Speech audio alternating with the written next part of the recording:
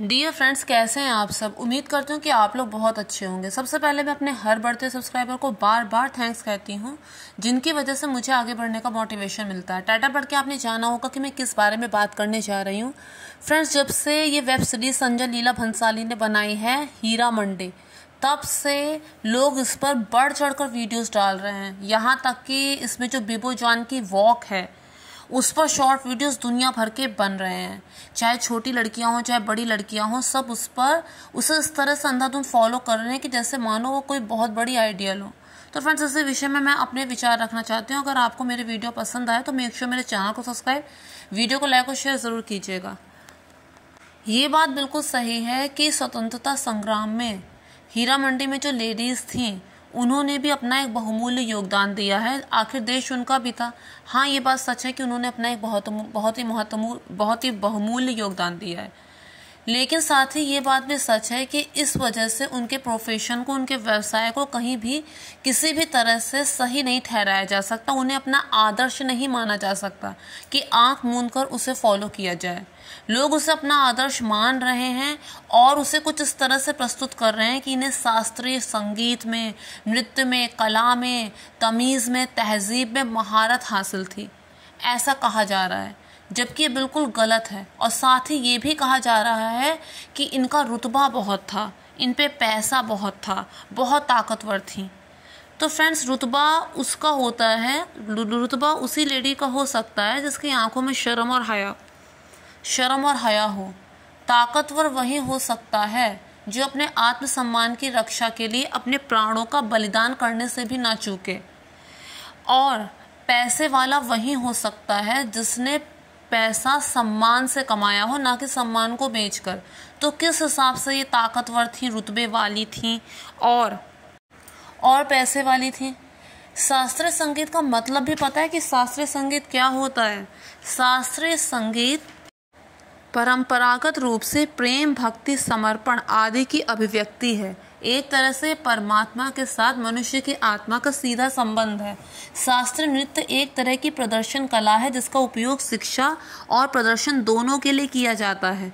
ये धार्मिक समारोह में उपयोग किए जाने वाले प्रारंभिक नृत्य रूपों से विकसित हुआ है। 8 तरह के हमारे देश में शास्त्रीय संगीत हैं: भारतनाट्यम, कथक, कथकली, कुचिपुड़ी, ओडिसी, मणिपुरी, मोहिनीअट्टम, सत्रिया। यहाँ तक कि जो हमारा राष्ट्रीय नृत्य भारतनाट्यम है उसमें नायक नायिका प्रसंग पर आधारित पदम व कविता हैं। कुचिपुड़ी दक्षिण भारत के आंध्र प्रदेश में विकसित हुई है और ये सबसे चुनौतीपूर्ण शैलियों में से एक मानी जाती है।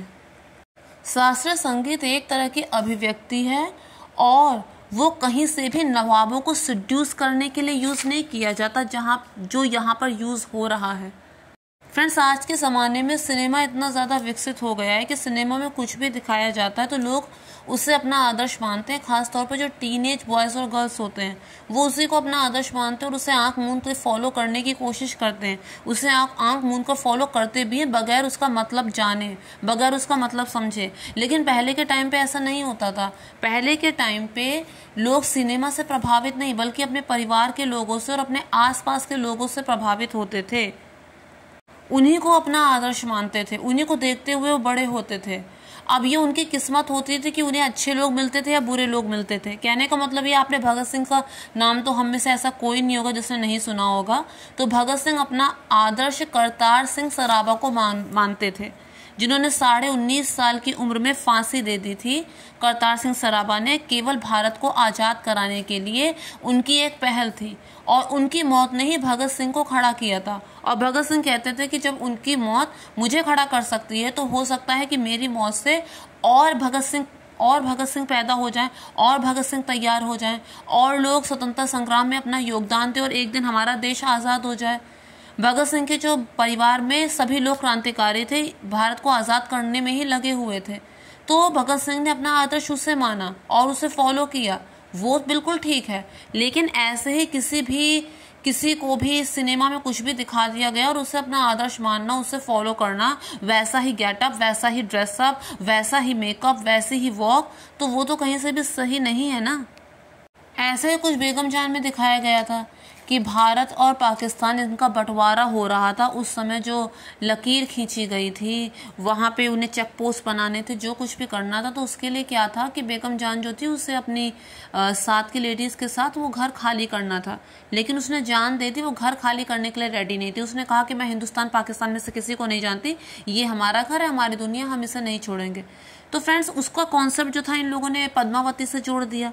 Padmavati is a different thing. Padmavati ने अपने आत्मसम्मान को बचाने के लिए खुद भी वो जौहर कुंड में कूदी, और उसके साथ जितनी भी वहाँ पे रानियाँ थी, सैनिकों की पत्नियाँ थी, जो भी थी, हर उम्र की जितनी भी लेडीज़ थी वहाँ पे, वो सब के सब जौहर कुंड में कूद गई अपने आत्मसम्मान को बचाने के लिए। वो डिफरेंट थिंग थी कि शत्रु को अपना चेहरा तक नहीं देखने देंगे, परछाई तक नहीं देखने देंगे, उससे पहले अपने प्राणों का बलिदान देंगे। तो उस कॉन्सेप्ट को पता नहीं क्यों बेगम जान से जोड़ा जा रहा है। अगर सच्ची वीरांगना होती बेगम जान उनके साथ की, तो इस जिस प्रोफेशन में वो थी, उस प्रोफेशन में आने से पहले ही अपने प्राणों का बलिदान दे देती।